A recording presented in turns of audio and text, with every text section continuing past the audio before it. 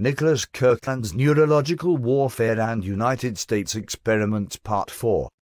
In this episode, Nicholas Kirkland discussed why would the United States government experiment on its own people instead of those in foreign countries.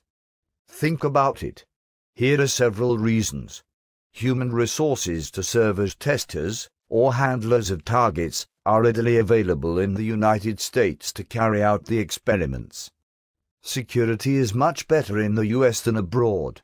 With the protection and non-interference of law enforcement and the cooperation of psychiatrists who label TIs schizophrenic, secrecy can be ensured in the United States much easier than it could abroad. Moreover, handlers in the United States will not be subject to capture as spies and forced to reveal the operations. Detection of United States experiments in other countries and the exposure of those secrets could seriously damage the development of U.S. neurological warfare projects and set the research back for years, as most of the American people would probably oppose those activities once they were known. The United States population provides targets in almost every ethnic group in the world. Why go to China to target Chinese when they can be targeted in the United States?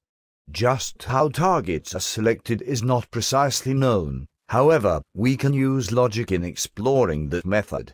Emphasis is probably given to what many people consider expendable elements of the population, that is, prisoners and ex-cons, old people in rest homes, homosexuals and lesbians, gang members, anti-government activists and suspected subversives, drug dealers and addicts and others.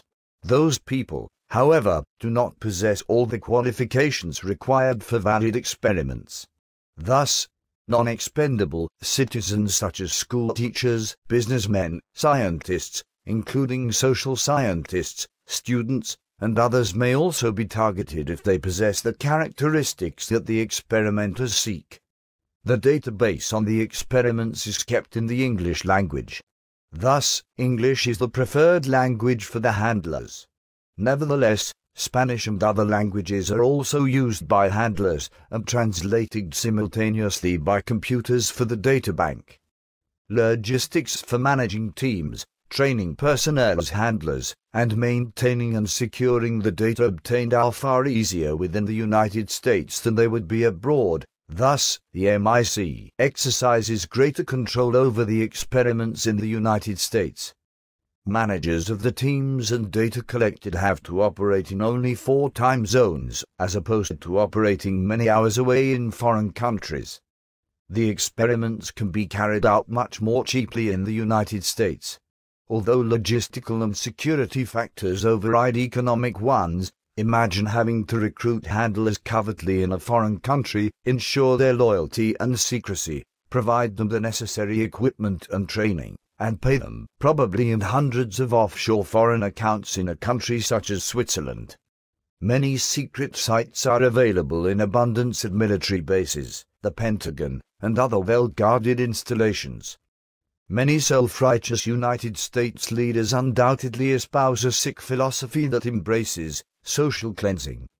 In other words, expendable elements of the population are deemed suitable for a final solution. Does that ring familiar?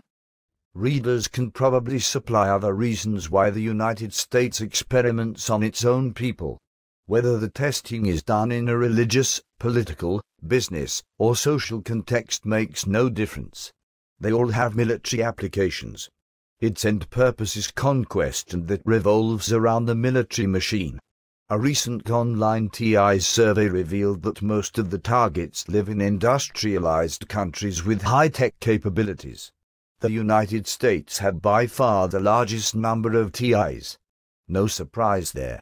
Granted, the survey was limited to those targets who visit that website, yet it was probably fairly representative of the worldwide distribution of the TIs. The power brokers have little regard for human life.